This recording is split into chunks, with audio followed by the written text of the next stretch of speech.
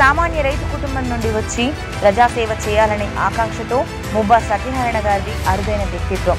నాయకుడిగా అందరిలో కలిసిపోతారు.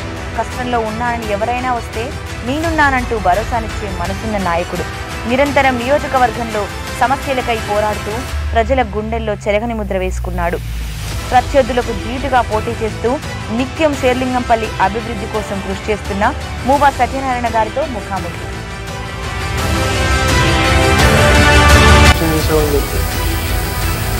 గత 4-5 సంవత్సరాల నుంచి కూడా ఏమాత్రం చెరువుల్ని ముద్రీకరణ చేయకపోగా ఆ పేరుతో కబ్జాలు పెట్టుకుంటూ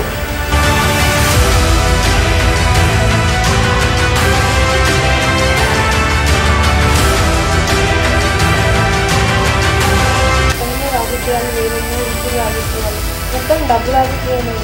రాజకీయాలకు వస్తే వాళ్ళు ఎన్నో డబ్బు సంపాదించవచ్చు. పదవుల కోసం కాకుండా ప్రజాసేవ చేయాలని ఆకాంక్షతో కాకుండా డబ్బులు సంపాదించడానికి చాలామంది రాజకీయాల్లోకి రావాలనుకుంటున్నారు. దీనికి మీరేమంటారు?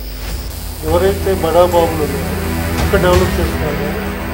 ఎక్కడైతే స్లమ్స్ ఉన్నాయో, ఎక్కడైతే కాలనీస్ ఉన్నాయో అక్కడ మాత్రం